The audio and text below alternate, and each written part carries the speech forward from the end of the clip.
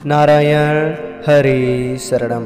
क्या आपको पता है सत्संग किस तरह सुनना चाहिए? आप कहेंगे हमें तो पता है, मोबाइल निकालो, आराम से श्री प्रेमानंद जी महाराज का सत्संग लगाओ और सुनो। बिल्कुल सही।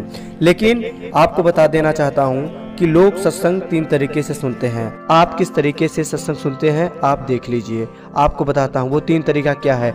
उन 3 तरीकों से सत्संग सुनने से कौन सा तरीका बढ़िया है जिससे आपको लाभ है, आज आपको यही इस वीडियो में बताने वाला हूँ। आप ध्यान से जरूर सुने। कुछ गुरुदेव के आशीर्वाद से गुरु आदेशवाणी। देखिए, हम सभी लोग कहीं न कहीं सत्संग करने जाते हैं, किसी संत महात्मा के पास, या आप लोग यूट्यूब से सुनते हैं ऑनलाइन, प्रेमानंद जी महाराज जी का वीडियो देखते हैं। बिल्कुल सही है। लेकिन सत्संग लोग 3 तरीके से सुनते हैं। पहला संदेश, दूसरा उपदेश और तीसरा आदेश। इन 3 तरीके से सत्संग सुनते हैं लोग। अब आप किस तरीके से सत्संग सुनते हैं, इन तीनों का वर्णन आपके समक्ष किया जा रहा है। आप देख लीजिए आप किस कैटेगरी में आते हैं। आप संदेश वाले हैं, उपदेश वाले हैं या आदेश वाले हैं? चलिए आपको बताते हैं। देखिए, संदेश की तरह जो लोग सुनते हैं, सत्संग में जाते हैं संदेश की तरह। जैसे आप कहीं जा रहे हैं किसी स्टेशन से, वहाँ पे स्टेशन के विषय में, रेलगाड़ी के विषय में कई सारी चीजें बताई जाती है। जैसे वहाँ पे अनाउंस होता है ना कि कौन सी ट्रेन किस समय आएगी, कब नहीं आएगी, तो आप उसको सुनते हैं। लेकिन वो एक संदेश है, उसमें आप कोई एक्शन नहीं लेते। मतलब आपने सुना, आपका कोई मतलब नहीं, क्योंकि आपको न कहीं किसी ट्रेन में जाना है न कहीं, आप ऐसे रास्ते से जा रहे हैं, आपको सारी आवाज़ें सुनाई दे रही हैं। वो हो गया संदेश। दूसरा होता है उपदेश। उपदेश का मतलब होता है कि मैं सत्संग सुनूंगा, जो मुझे अच्छा लगेगा उसे मैं ग्रहण करूंगा, अपने आचरण में उतारूंगा, और जो मुझे अच्छा नहीं लगेगा उसको मैं नहीं उतारूंगा।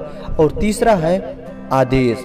आदेश का मतलब होता है कि अगर आपने किसी को गुरु मान लिया है, वो सत्संग में जो कुछ बता रहे हैं वो उनकी आदेश है, उनका आपको पालन करना चाहिए। आदेश में, उपदेश में क्या होता है कि आपको जो अच्छा लगेगा आप उसे पालन करेंगे, और जो अच्छा नहीं लगेगा आप उसे पालन नहीं करेंगे, यानी उसको अपने जीवन में नहीं उतारेंगे। लेकिन आदेश में क्या होता है कि जो गुरुदेव ने आदेश दिया है हम उसका पालन करें। इसका मतलब होता है कि हम शास्त्रों की आज्ञा में चलें। धर्म क्या है, अधर्म क्या है, इसका हमें भली भांति ज्ञान हो। यही होता है आदेश।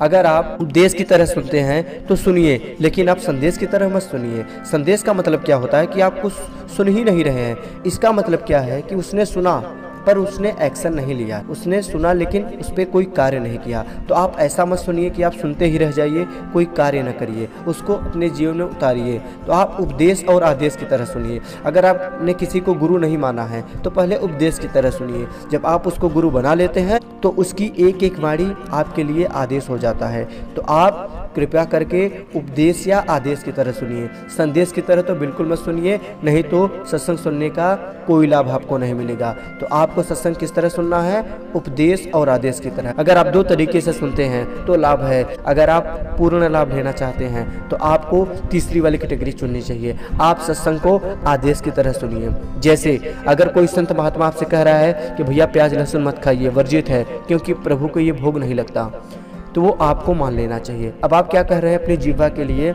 रस स्वादन के लिए, नहीं नहीं सब चलेगा, हम खा सकते हैं प्याज लहसुन, कोई दिक्कत नहीं है। आप मनमानी धारणा बना रहे हैं। ऐसा काम नहीं चलेगा। जो शास्त्र विरुद्ध हो उस आचरण को हमें नहीं करना चाहिए। यही होता है आदेश। तो आप सत्संग को आदेश की तरह सुनिए। बोलो नारायण।